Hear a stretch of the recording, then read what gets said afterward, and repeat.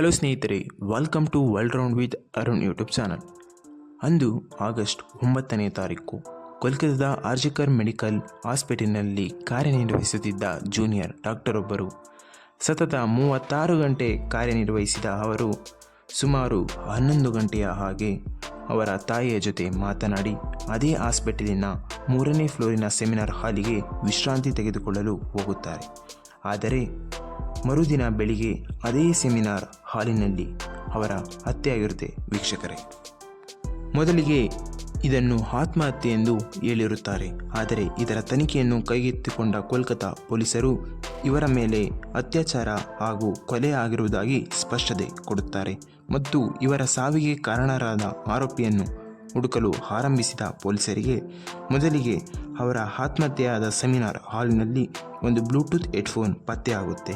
ಅದರ ಜಾಡನ್ನು ಹಿಡಿದ ಪೊಲೀಸರು ಸುನೀಲ್ ರಾಯ್ ಎಂಬ 33 ವರ್ಷದ ಆರೋಪಿಯನ್ನು ಬಂಧಿಸುತ್ತಾರೆ. ಈತ ಸಿವಿಕ್ ವಾಲಂಟಿಯರ್ ಆಗಿ ಕಾರ್ಯನಿರ್ವಹಿಸುತ್ತಿರುತ್ತಾನೆ, ಅಂದರೆ ಪೊಲೀಸರಿಗೆ ಸಹಾಯಕರ ರೀತಿಯಲ್ಲಿ ಕಾರ್ಯನಿರ್ವಹಿಸುವುದು. ಮತ್ತು ಈತ ಒಬ್ಬ ಬಾಕ್ಸರ್ ಕೂಡ ಹೌದು. ಹಾಗೆ ವೀಕ್ಷಕರೇ, ಈತನಿಗೆ 4 ಮದುವೆಯಾಗಿರುತ್ತೆ. ಅದರಲ್ಲಿ ಮೊದಲ 3 ಈತನನ್ನು ಬಿಟ್ಟು ಹೋಗಿರುತ್ತಾರೆ ಮತ್ತು 4ನೇಯವರು ಕ್ಯಾನ್ಸರ್ನಿಂದ ಬಳಲಿ ಮರಣ ಹೊಂದಿರುತ್ತಾರೆ. ಹಾಗೆ ನಾನು ಮೊದಲೇ ಹೇಳಿದ ಹಾಗೆ ಈತ ಬಂದು ಸಿವಿಕ್ ವಾಲಂಟಿಯರ್ ಮತ್ತು ಈತನ ಪೋಸ್ಟಿಂಗ್ ಆರ್ಜಿಕರ್ ಮೆಡಿಕಲ್ ಹಾಸ್ಪಿಟಲಿನ ಹತ್ತಿರವೇ ಆಗಿರುತ್ತೆ. ಹಾಗೆ ಈತನ ಕೆಲ ರೋಗಿಗಳನ್ನು ತಂದು ಸೇರಿಸುವ ಮಧ್ಯವರ್ತಿಯ ಕೆಲಸವನ್ನೂ ಮಾಡುತ್ತಿರುತ್ತಾನೆ. ಆದ ಕಾರಣ ಈತ ಆಸ್ಪತ್ರೆಯಲ್ಲಿ ಯಾವ ಕೊಠಡಿಗೆ ಬೇಕಾದರೂ ಹೋಗಬಹುದಾಗಿರುತ್ತೆ ವೀಕ್ಷಕರೇ. ಸ್ನೇಹಿತರೆ, ಇಲ್ಲಿ ಮತ್ತೊಂದು ಅನುಮಾನ ಬರುವ ವಿಷಯವೇನೆಂದರೆ, ಮೊದಲಿಗೆ ಜೂನಿಯರ್ ಡಾಕ್ಟರನ್ನು ಆತ್ಮಹತ್ಯೆ ಎಂದು ಹೇಳುವುದು, ಹಾಗೆ ಕೊಲೆಯಾದ ಸಮೀಪದಲ್ಲೇ ಇರುವ ಸೆಮಿನಾರ್ ಹಾಲಿನ ಗೋಡೆಯನ್ನು ಕೆಡವಿ ಪುನರ್ನಿರ್ಮಾಣಕ್ಕೆ ಕೆಲಸ ಕೈಗೊಂಡಿರುವುದು ಮತ್ತು ಕಾಲೇಜಿನ ಪ್ರಾಂಶುಪಾಲರ ರಾಜೀನಾಮೆ, ಈ ಎಲ್ಲ ವಿಷಯಗಳು ವೈದ್ಯರ ಮನಸ್ಸಿನಲ್ಲಿ ಸಂಶಯ ಮೂಡಲು ಕಾರಣವಾಗಿತ್ತು. ಮತ್ತು ಈ ವಿಷಯಗಳನ್ನು ಗಮನದಲ್ಲಿ ಇಟ್ಟುಕೊಂಡು ಈ ಕೇಸನ್ನು ಸಿಬಿಐಗೆ ಒಪ್ಪಿಸಬೇಕೆಂದು ವೈದ್ಯರೆಲ್ಲರೂ ದೇಶಾದ್ಯಂತ ಪ್ರತಿಭಟಿಸುತ್ತಿದ್ದಾರೆ.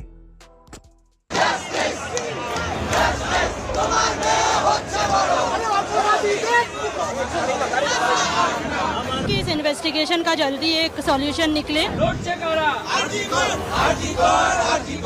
पहले उस लड़की के लिए हम लोग चाहते हैं कि जल्दी जस्टिस हो. हमारी जो मेन डिमांड्स है वो है जस्टिस. हमारे सिक्योरिटी के कारण हम आज सड़क पे उतरे हैं.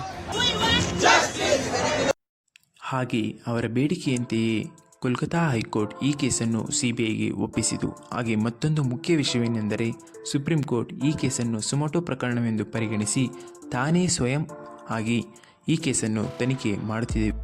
ವೀಕ್ಷಕರೇ, ಈ ವಿಡಿಯೋದಲ್ಲಿ ಮತ್ತೊಂದು ವಿಷಯವನ್ನು ಹೇಳಲು ಬಯಸುವುದೇನೆಂದರೆ, ನಮಗೆಲ್ಲ ತಿಳಿದೇ ಇದೆ 2012ರಲ್ಲಿ ನಡೆದ ನಿರ್ಭಯ ಕೇಸಿನ ಬಗ್ಗೆ. ಈ ಕೇಸಿನಲ್ಲಿ ಮುಖ್ಯ ಆರೋಪಿಗಳನ್ನು ಗಲ್ಲಿಗಾಕಲು ಸುಮಾರು 8 ವರ್ಷದ ಹತ್ತಿರ ಆಗಿದೆ ವೀಕ್ಷಕರೇ. ಆದರೆ ನಾನು ಈ ವಿಡಿಯೋದ ಮುಖಾಂತರ ಕೇಳಿಕೊಳ್ಳುವುದೇನೆಂದರೆ, ಆರೋಪಿಗಳಿಗೆ ಆದಷ್ಟು ಬೇಗ ಶಿಕ್ಷೆಯಾಗಬೇಕೆಂದು. ಹಾಗೆ ನೀವಿಲ್ಲಿ ನೋಡಬಹುದು ವೀಕ್ಷಕರೇ, ನ್ಯಾಷನಲ್ ಕ್ರೈಮ್ಸ್ ರೆಕಾರ್ಡ್ಸ್ ಬ್ಯೂರೋ ಪ್ರಕಾರ 2021ರಲ್ಲಿ 31,677 ಅತ್ಯಾಚಾರ ಕೇಸ್ಗಳು ದಾಖಲಾಗಿದೆ. ಹಾಗೆ 2020ರಲ್ಲಿ 28,046 ಕೇಸ್ಗಳು, ಹಾಗೆ 2019ರಲ್ಲಿ 32,033 ಕೇಸ್ಗಳು. ಇದರಿಂದ ತಿಳಿಯುವುದೇನೆಂದರೆ, ನಮ್ಮ ದೇಶದಲ್ಲಿ ಸರಿಸುಮಾರು 30,000 ಕೇಸ್ಗಳು ವರ್ಷಕ್ಕೆ ದಾಖಲಾಗುತ್ತಿದೆ ವೀಕ್ಷಕರೇ. ಹಾಗೆ ಈ ಎಲ್ಲ ಕೇಸ್ಗಳಿಗೂ ನ್ಯಾಯ ದೊರಕಬೇಕೆಂಬುದೇ ನಮ್ಮ ನಡೆ. ಸ್ನೇಹಿತರೆ, ಈ ವಿಡಿಯೋ ನಿಮಗೆ ಇಷ್ಟವಾದಲ್ಲಿ ನನ್ನದು ಒಂದೇ ಕೋರಿಕೆ, ಈ ವಿಡಿಯೋವನ್ನು ಆದಷ್ಟು ನಿಮ್ಮ ಫ್ರೆಂಡ್ಸಿಗೆ ಶೇರ್ ಮಾಡಿ ಎಂದು. ಹಾಗೆ ಚಾನಲ್ಗೆ ಮೊದಲ ಬಾರಿಗೆ ಭೇಟಿ ಕೊಟ್ಟಲ್ಲಿ ಸಬ್ಸ್ಕ್ರೈಬ್ ಆಗಿ ಸ್ನೇಹಿತರೆ. ಮುಂದಿನ ವಿಡಿಯೋದಲ್ಲಿ ಮತ್ತೆ ಸಿಗೋಣ. Thank you for watching.